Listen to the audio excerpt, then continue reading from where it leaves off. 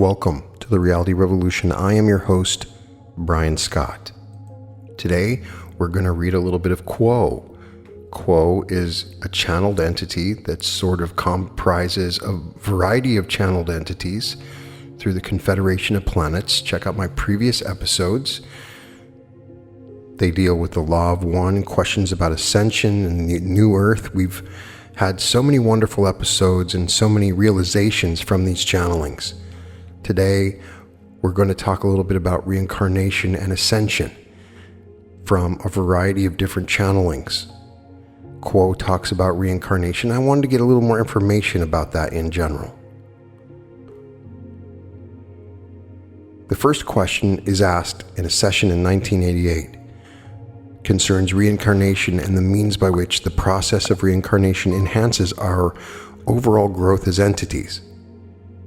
I am Quo. I greet you in the love and the light of the one infinite creator. It is a privilege and a blessing to be called to your group this evening, and we thank you for your hope, your desire to learn, and the beauty of your vibrations as you sit with ears that pray to hear and hearts that wish to understand. May we offer special love and greeting to the ones known as M and J and welcome them to the circle of seeking. We ask, as always, that each entity understand that our opinions, which we give freely, are not infallible. Therefore, we ask that if any word which we say seems unwise in any listener's ear, that it be forgotten, for the truth is such that the seeker shall recognize it for itself, and we ask that each employ this discrimination. That said, we shall turn to the question of reincarnation.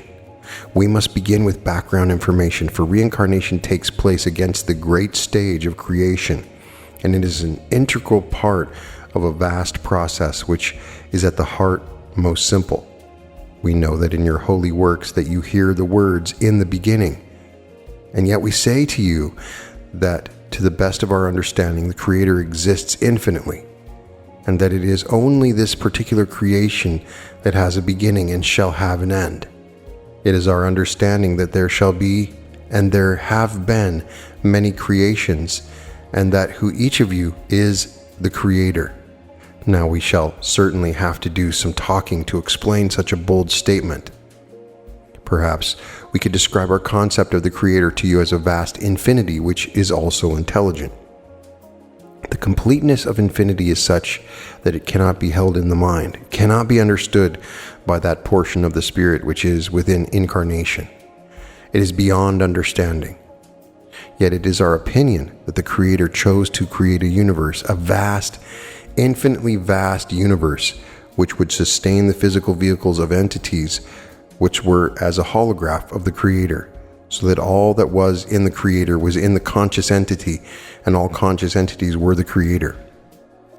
A way of coming back to the Creator, which had sent these entities forth, was offered a vast plan, which has been unfolding for eons and shall continue, we know not how long.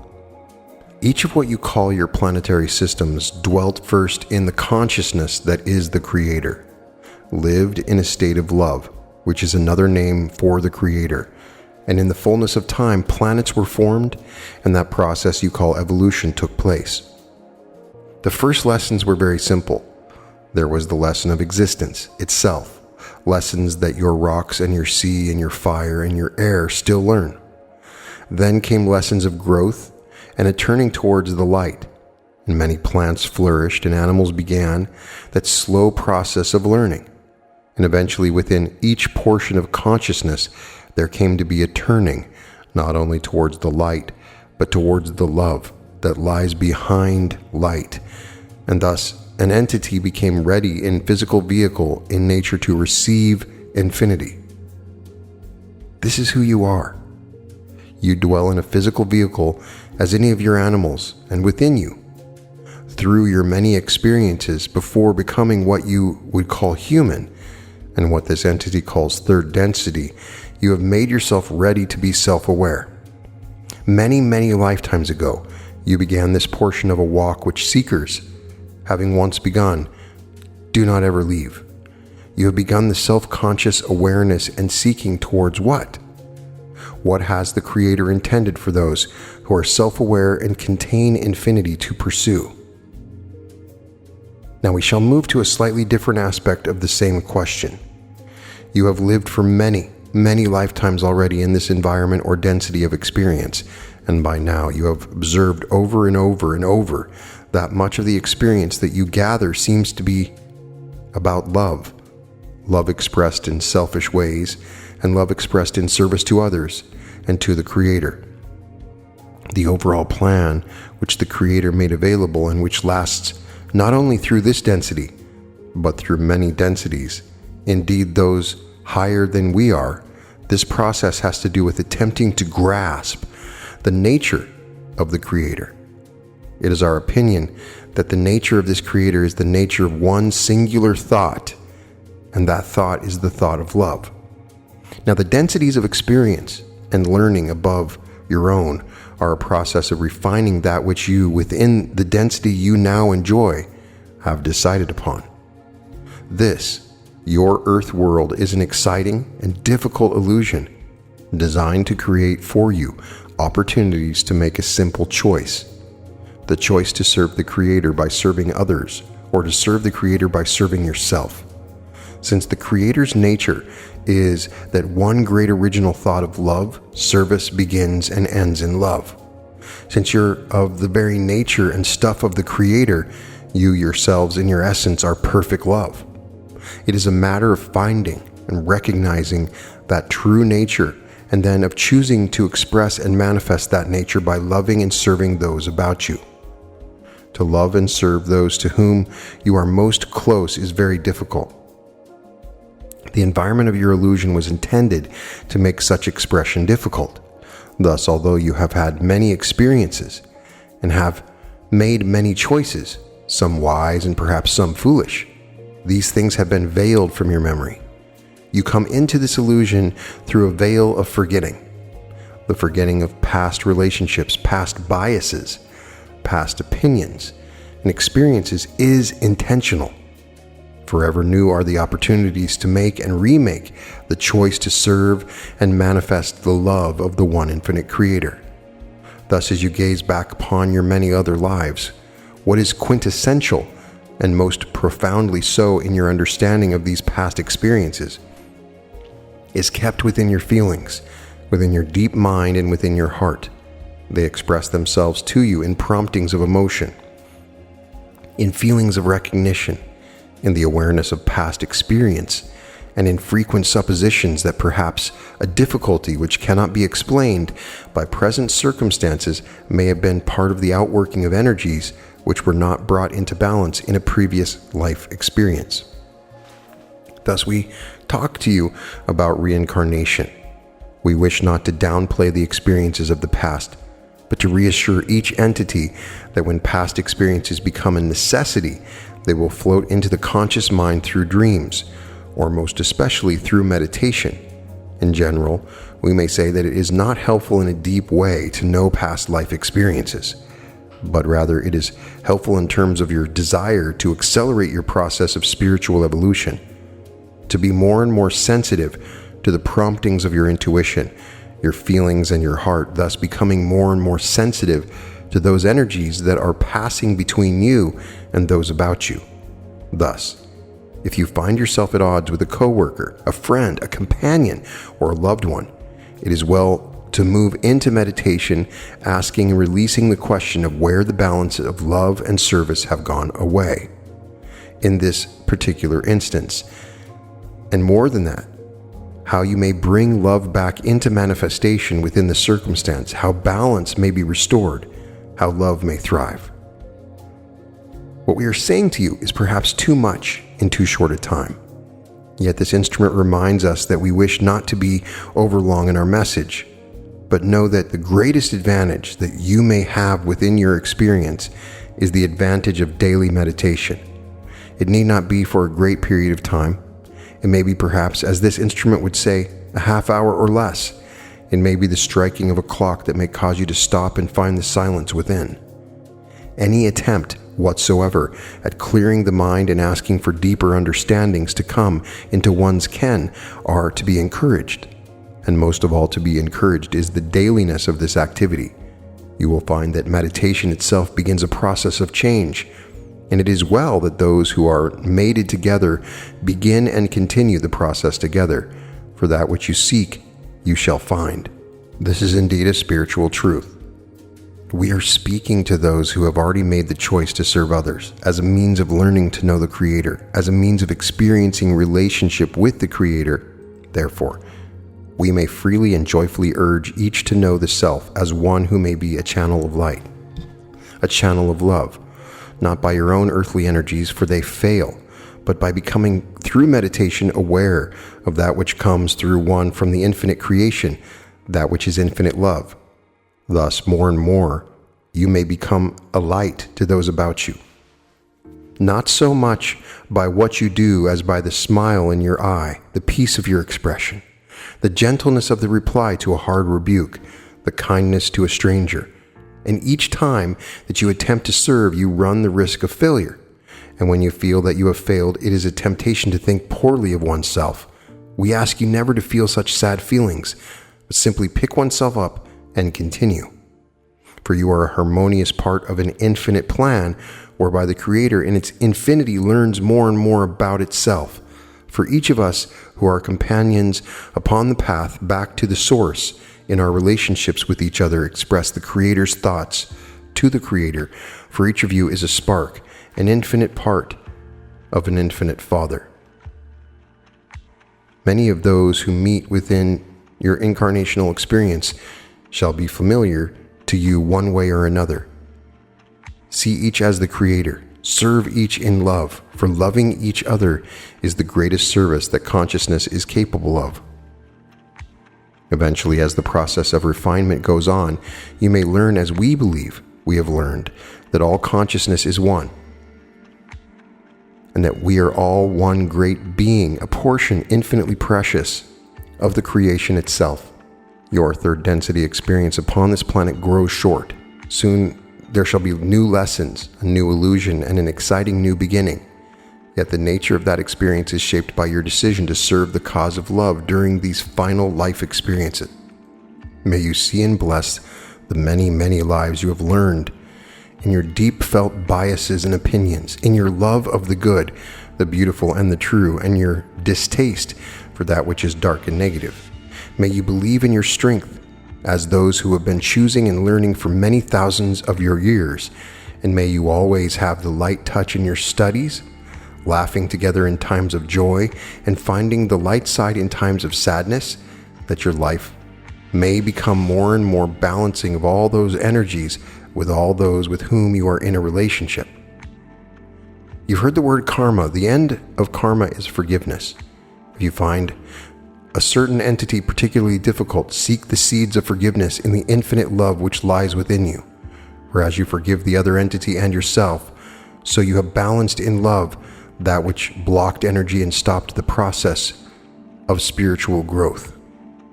Question: how about contemplatives that don't see anybody or interact with anybody and just keep silent and sit in mountain caves and contemplate? How are they serving each other? I am quo. There are many among your peoples who move in the daily stream of activity, partaking of all that your illusion and your experience has to offer, and distilling this experience, that which they themselves have determined before incarnation would be the point, the goal of the incarnation. These lessons have to do with some aspect of learning that quality that you might call unconditional love or compassion. Each learns in a unique fashion according to what has been learned in the previous incarnations, and according to that which remains to be learned. Those that find the solitary experience of most use in the life pattern learn the same kind of lesson, but in a fashion which is more inwardly directed rather than utilizing the outer stimulus of other entities and the relationships that are formed in the normal, shall we say, means of living and experiencing the incarnation. Those who learn in a solitary fashion enhance their own understanding of the purpose of their incarnations and express that love which they have learned in a manner which is likened unto the radio station which broadcasts a certain frequency of information. These then, as all who have learned any portion of the lesson of love, become likened unto beacons for this love that is felt by all fellow entities upon the subconscious levels, as you would call them, and provide a kind of nourishment for the species, much as the gardener provides the fertilizer for the plants within its garden. Thus does the great creative power of love move through all its creations, whether they may be found in the fertile valleys or the high mountain caves. In another session in 2001, they asked the question, today our question concerns the fact that we reincarnate from life to life with friends, time after time in clans or groups, and learn to serve and seek the Creator with them. We are wondering how this process of reincarnation in groups affects the planetary consciousness. Does it aid the planet? And how does it work? How does the process aid the individual harvest when that time comes? We are those of the principle of quo. We are very happy to speak with you about some aspects of reincarnation and harvest, and ask only that each be responsible for listening with a discriminating ear to that which we have to say, for we are not authorities which wish to impose our opinions on you.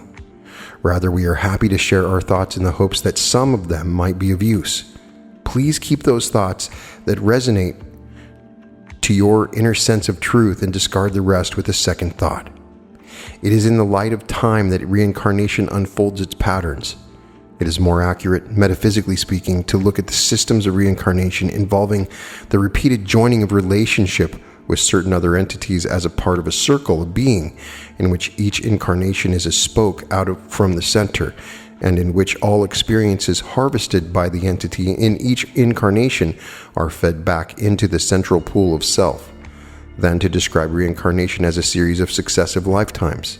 However, within the constraints of time and space, time is seen to be linear and directional, and indeed, were this not seemed so, the entire pattern of reincarnation would become fruitless.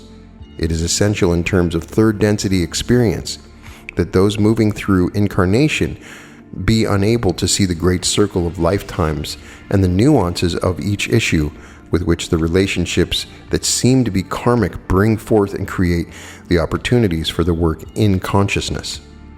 Without time, taking the infinite viewpoint, all is the Creator. When time has begun unrolling its scroll in a creation sequence, it offers each spark of the Creator the opportunity to learn, to investigate, and discover that which it will. Through lifetime upon lifetime, entities go through a gradual process of awakening to the self. This awakening is the product of a great deal of inner exploration. The exploration involves many meetings with those who become to us the bearers of good things. Each is aware already of the process by which self prepares for incarnation. Each is aware of the careful process of choosing those which one shall come into relationship within the incarnation. Within the course of these relationships, which we have given ourselves, certainly it may seem from time to time as if we have chosen for ourselves harsh lessons, and confusion as an inevitable part of the relationships that we have chosen to investigate and help to blossom forth. It may well seem that instead of becoming more and more unified with those with whom we are in relationship, that we have not made progress, and we may wonder about the efficacy of our work within these relationships and within these lessons.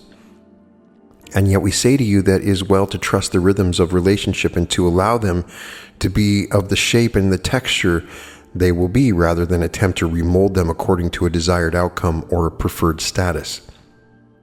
This instrument earlier was speaking of a relationship that she would like to mend, and yet it is not the work of mending work done upon the self? Is not the process of forgiveness and healing that forgiveness of self that sees the other self as a reflection of the Creator? Consequently, we have this pattern of repeated relationships, and may we say that rather than having one fairly small group of people with whom there are repeated relationships over the course of a creation process, that is, over the course of many densities of that process, each may expect to become intimate, to go through the processes of catalyst, healing, harmonization, and unity with each other spark of the infinite Creator. Thusly, this process of each helping each to learn the lessons of each density is not in any way seen as a malignant or undesirable process, no matter how confused or muddled the relationships seem to be. Rather, it is the outworking of the tremendous force of spiritual gravity calling each to become more and more aware of the true nature of the self, and calling each to do that in ways that are native to each density and which work differently in each density. You asked concerning the way the relationships which have karmic weight impact the planetary subconscious. And we would say that the actual events in the physical illusion concerning relationships are as shadows upon the surface of the pond compared to that tremendous amount of inner work that is going on within the entities who are working with the catalyst of each other in their inner work. Or as this instrument has called it, the work in consciousness that each does. However, each person frames that attention. Some choose to work upon this incoming catalyst by daily meditation, and as always, we recommend that process of moving into the silence very highly. It is the single most effective resource the spiritual seeker has for opening the channels to the guidance which each has in abundance within the confines of the archetypal mind, which resides within and which is accessed by the door of silence more effectively than by any other means of access. There are various ways to meditate, and a contemplative walk, the reading of inspirational material, the musing upon an inspirational seed thought, and many other approaches to the silence move one through that door, as well as the more traditional ways of prayer and formal meditation, which some may feel are more desirable than other methods. In our way of thinking, the method that is the most workable in each seeker's life is the method which is right for him. Again, it is a matter of the individual seeking within herself as to what choice feels right or resonant. So often in the spiritual life, the seeker will find that the great authority present is the self. For within the self lies all the knowledge that is sought, not in the conscious mind, not even in the subconscious mind, but in those realms which are able to be accessed through the subconscious mind, the roots of mind, as this instrument would call them. And as each moves into this silence, as each does the work of the incarnation, getting to know the self, becoming able to be that self more and more, the patterns of that vibratory nexus, that is the self, grow ever so slowly and ever so inexorably clearer, more lucid, and more full of that great original thought. Consequently, the effect of this process upon the archetypal mind of your planet is that simple effect of the mind feeling that itself is moving well through that process upon which it has come to work. All the storms of confusion that ruffle the archipelago of entities and issues and situations are as nothing to those roots of mind. For to those roots of mind, these processes have a virtue, not by any outer standards that this instrument would share concerning the courtesy or ways of progressing that are desirable rather than others which are undesirable. Rather, the attention of the roots of mind is upon the intensity of desire and the seeking of teaching of these agents of the Creator that is attempting to become ever more itself. That which appears to be a tremendous storm upon the surface, then gazed at from the level of the roots of mind, appears to be a series of small details. It is a matter of perspective. Carla asks, I'm thinking about what you said about time, that all incarnations are occurring at the same time, and it a model of creation as a moment in which everything happens at once. It boggles the mind, and I wanted to pursue that because I had been thinking earlier about how the structures that you give us, like the Council of Saturn, for instance, the way your principle is made up of different group entities and so forth, it has in common with the structures of time that it makes it possible to think about what I call mystery-specific language. I was wondering first if nonlinear time or instantaneous time has a center like a circle, and if the geometry of the circle would help us to understand more about infinity and eternity. And I was wondering if all the structures of thought are these approximations that seem to have less substance than they do in space-time. I am quo, and indeed, we look to the construction of the circle, or more particularly the sphere, as an example of the simultaneity of time and experience within the one creation. One may look at a line of experience, a line of time that moves from the center of the sphere in a particular direction, and observe the entities affected by this line of experience. Within the third density illusion, you may see yourselves as experiencing various of these time experience lines moving from the center of your being to another location, also within your being, intersecting experience of others also located within the center of your being and their being, so that the center of experience is shared for a portion of the experience as it is moving along this line. This line may also be seen to be able to describe constructions of entities, groups of entities, and experiences shared, so that these are various ways of seeing the formation of relationships, of seeing the means by which one creation may be experienced by a number of entities moving along these lines of time simultaneously. Thus, within this sphere, there is an infinite potential for experience. Each individual experience seen from third density illusion then seems to be complete unto itself, seems to be linear from point A to B to C and so forth, whereas if this experience is seen from without the third density illusion, it is seen as a portion of simultaneous experience of the one creator, these experiences being infinite in number. Carla says, so when you have a breakthrough in a relationship, does it resonate through the other lifetimes in which this issue or this relationship comes up? Does it have a ripple effect through the circle of being? I am Quo, and I'm aware of your query, my sister, and indeed this is so for those who have eyes to see. However, as you are well aware, the limit to the sight is the veil of forgetting. And in a session in April of 2006, Jim asks, Quo, many New Age seekers and fundamentalist Christians believe there will soon be a rapture, or ascension, in which the true believers or chosen people will be whisked away by UFOs or angels, leaving the rest of humanity to suffer the tribulations of these last days. I don't believe that any true Christian or service to other seeker would want to leave Earth before their fellow seekers could leave too. Could you speak to the difference between this idea of a rapture or ascension and the confederation channeling's concept of a graduation to fourth density that follows the death of third density physical body? What spiritual principles could help us think about these possibilities? We are those known to you as the principle of Quo. Greetings in the love and the light of the one infinite creator, in whose service we come to you in this day. Before we approach the fundamental query, we would like to address a matter that we find appearingly frequent in entities' queries when they have to do with ascension or the rapture. We would like to address the thinking of those who were involved in creating the concept of the ascension or the rapture at the time in which the Bible was put together. At this time in your history, your Middle East, as this instrument would call that region of your globe, was the home of many civilizations that shared this area. It was not the native land of any, but rather a place where many cultures mingled. The common belief system at that time for many Jewish entities, as well as for many other religious groups that populated that area at that time, was in reincarnation.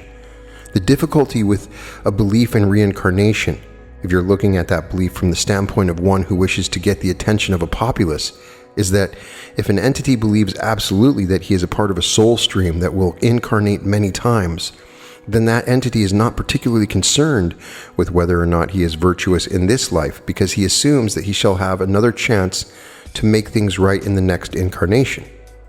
Therefore, the concern of teachers was to focus the student on this life and the behavior that was required in order to create a shift in consciousness from the old ways of doing things to the new way of doing things. For the one known as Jesus, the old way of doing things was the way of the world. The old way was the way of money, power, and influence. The one known as Jesus was suggesting that it was time for people to wake up, to turn from their worldly ways and release their concepts of the importance of money, power, and influence. The one known as Jesus had another kingdom in mind than the kingdom of the world. He called that the kingdom of heaven. He was interested in turning people's minds from the world to heaven, from fear to love. As he talked about the end times, therefore, this entity was speaking in stories and parables, not attempting to teach literally, but attempting to create an atmosphere in which the truth would become clear. Many times this entity said, "He who has ears, let him hear. He who has eyes, let him see. He who has a heart, let him understand." He was asking entities basically to move from the environment of the mind and from one way of thinking to another environment of the mind in which the heart did the thinking. We cannot address the concerns of those who would read these words from the standpoint of a faith in the literal truth of them. We do not wish any to believe word for word in what we say, and we do not wish to persuade those who believe in the Bible word for word that they are wrong. We would simply ask that those who believe in that fashion not attempt to work their way through what we have to offer you, for we assure you that the view of your church authorities, though narrow, is penetrating. You will be able to follow the instructions and teachings of the one known as Jesus the Christ without reference to what we have to say, and for your own peace of mind, we would suggest that you not proceed further with any but those sources which are accepted by your leaders, for we truly would not leave a stumbling block before you. Now let us move to the basic query of this session. If so, that the one known as Jesus spoke of the day of rapture, of a time when one person would be left in the field, one would be taken, we've indicated that we do not believe that this is a literal scripture, nor that the teacher known as Jesus intended it to be taken literal in terms of space and time. However, my friends, there are other ways to look at this concept that perhaps may create for you a more understandable story. There are two ways in which there is an absolute ending in the open possibilities of the present moment. The first is that moment when you, as an incarnating being, pass from this world to the next. At the moment of the physical cessation of breath, as the life leaves your body, so does your consciousness, and that tuning or vibration which you carry at that moment is absolutely the final tuning of your incarnative experience. It is at that resting point at which you leave the incarnation that you move on in consciousness to that vehicle of light which you have enjoyed as it has interpenetrated your physical body throughout your incarnation. And in that body of light energy you shall move through the process of graduation. That moment in the field is that moment that you may call death. In a larger sense, and this is from the standpoint now not of yourself but of the planet as a whole, there's also an ending point to the possibility of being able to sustain third density choice-making possibilities. The third density energy on your planet wanes at this time. There will not be many further density incarnations. Those who have been incarnating lately, for the most part, are those entities who have volunteered proudly and sacrificially to enter this waning third density environment as pilgrims of fourth density. They are like unto those led by Moses in the desert. They shall not see the promised land, but they shall create the Garden of Eden upon your planet once again to the best of their ability. Thusly, treasure this incarnation and realize the gift that it represents for each of you. This is your last opportunity to make and sustain the choice of polarity that shall lead you through graduation and into your taking up higher density work. Those who do not make a choice of polarity and sustain that choice until polarity is built up to the point where you're able to bear the light of higher densities shall experience another cycle of third density incarnations upon another planet and shall once again take up the lessons of love. We emphasize that in our opinion, there's no true downside to this equation. If you're not ready to make that choice, you have all the time in the world to consider it further. If you are ready, then this is the opportunity to seize the day, to take hold of the direction and path of your spiritual evolution, and to invest your walk into the light with every fiber of your being, every hope and every joy and enthusiasm. Give thanks, my friends, for these wonderful days for those who wish to make the choice and to walk that path towards the light.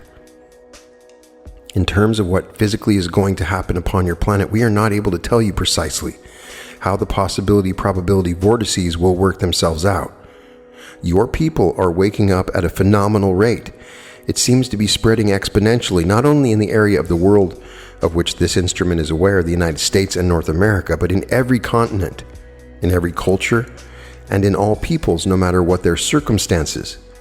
Indeed, my friends, those whom you would think would know the least about these troubled times, that is, those indigenous tribes and natives in various parts of your globe, are fully aware of the situation and have not been distracted from direct and intuitive communication with all of the densities, both inner and outer, by the distractions of civilization.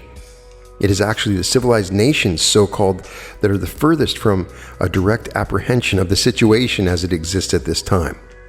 We do feel there is little or no danger that the Earth herself, in her movement into fourth density existence, shall need to express a global catastrophe that would cause a physical rapture to occur. As we have said before through this instrument, what we see as we gaze into the mind and the heart of your people as a global tribe is a troubling tendency to seek aggression and war instead of diplomacy and conversation. This tendency multiplied throughout a power-hungry world could result in your nation-states acting aggressively in such a manner as to set off a true doomsday with their bombs. This is possible, and we would ask each of you to be aware of this tendency in the human heart toward aggression instead of patience, insofar as you are able to personally, we would encourage each of you to choose communication over aggression, patience over impatience, love over fear, and hope over exclusion. When you as a person may seem to begin and end within yourself, but we say to you that you act not only for yourself but for humankind. The choices that you make, if made purely and with conscious intention, can change the world. Yes, you are that powerful, that magical, and that influential. You have within you the consciousness that was in Jesus Christ. It is buried, in some cases beneath the rubble of a careless, spent life. Begin this day, then to live with care, patience, and love, being consciously aware that you stand for earth this day, not only for yourself. Do not let this concern you or weigh you down, but know that your choices truly make a difference. You have asked what the dynamic or the difference is between this theory or story or of the rapture and ascension and the Confederation's teachings concerning graduation and walking the steps of light. In a sense, the differences are slight because both stories focus upon each individual soul making a choice of his or her free will as how to be and how to serve. Shall you be a radiant servant to others, a servant of light? In that case, make each choice with that in mind. For those few who read this, who are dedicated to polarizing in service to self, in terms of your graduation, we say to you, my friends, focus carefully each time you choose upon who you serve and how you wish to express your choices. To those who persist in their choices, graduation is almost inevitable, for you are full of the desire to move on, and when you organize that desire into a focus and point your will, nothing can stop you. You can be in prison, and you can still make your choices for love, service, devotion, joy, and gratitude. You can be on your deathbed. You can be on your sickbed. You can be in any circumstance whatsoever. And as long as you have the will to make these choices, you are already in paradise. It is those who do not wish at this time to engage with this weighty choice of who to serve and how to serve that shall not graduate. For they simply have not become people of power. They have not chosen. Few there are, however, at this point, who are not aware that there is a choice to make. You have time to direct your thinking and pursue your seeking. There are some years yet of third density energy. We do encourage you, however, to move ahead at this time with your choice making and to be as faithful as you can to the intention of that first choice. For you enter now into a time, in perhaps 6 or 7 years, when you shall no longer be able to make that initial choice. Time is short. It is not that you shall die when this energy wanes from third density. It is that the vibration will be simpler and will not contain those energies that mount spiraling upward. Therefore, life shall be sustained, and those who come into the environment having already graduated, as many of those born now have done, will carry with them that energy of graduation and will not need to be concerned at the end of their third density existence. Those to whom we speak now, however, for the most part have yet to graduate.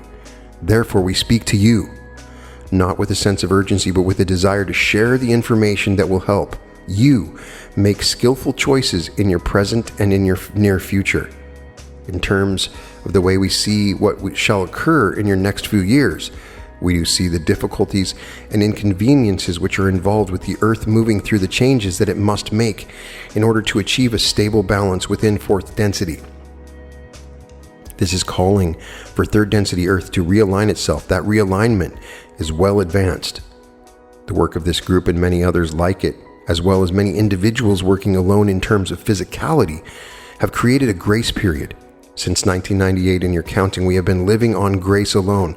This grace continues. It shall not continue beyond a certain point, for you see, at a certain point, it is as though there were energies mixed in a glass of water. We apologize for the oversimplification of this figure, but we are using a non-scientific instrument. The energies are all mixed up in a glass of water, and to a certain extent, they continue to be melded within each other. But at a certain point, the heavier elements sink to the bottom, and the lighter elements rise to the top. and there's a separation between the two levels. That point is coming for third density on planet Earth. This is not a tragedy. This is not the rapture. This has nothing to do with ascension. It is the natural evolutionary process by which spiritual evolution of people and planets occur. Your Earth shall become, in the fullness of time, a fourth density positive planet.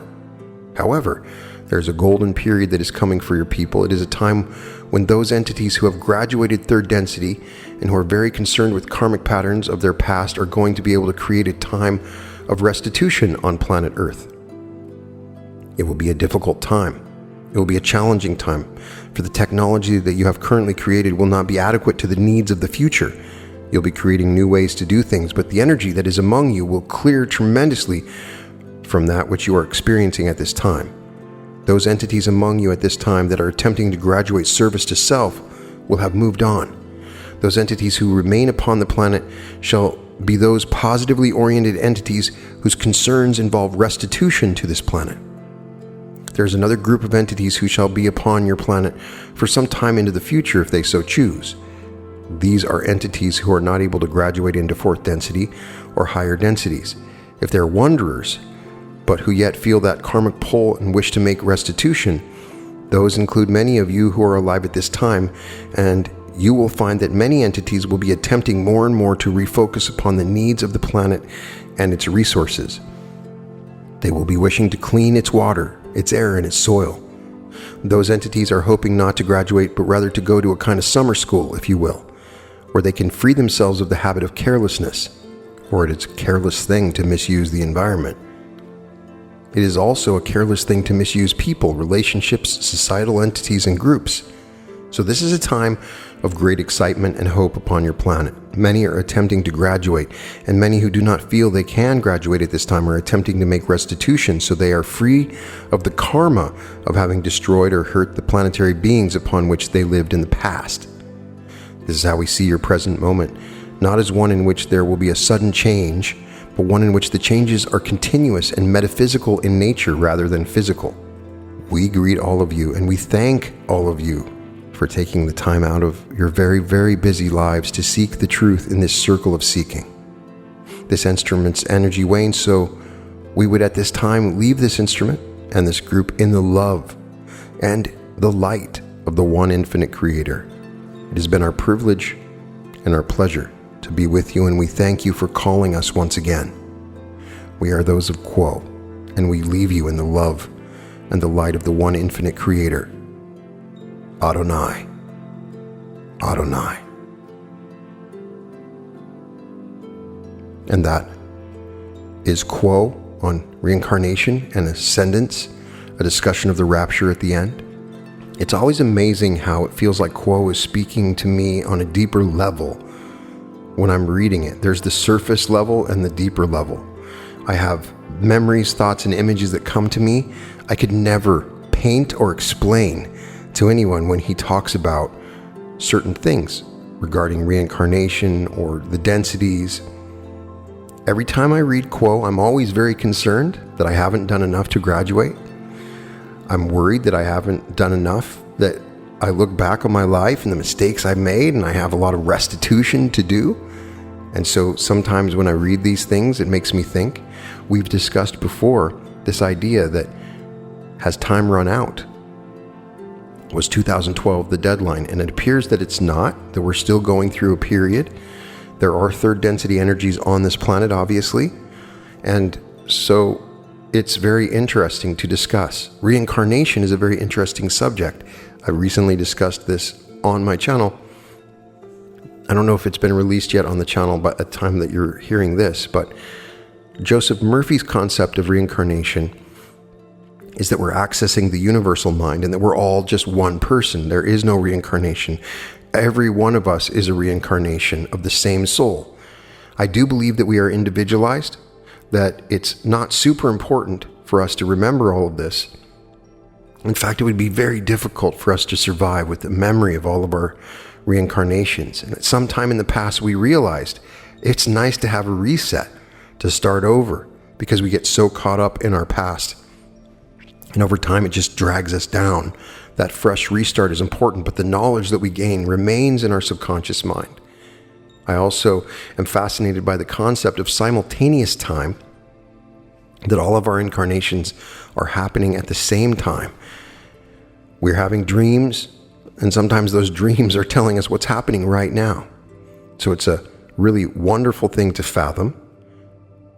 I don't know if you have experienced your past lives and any memories or anything like that, and how it has affected you, but I find it interesting.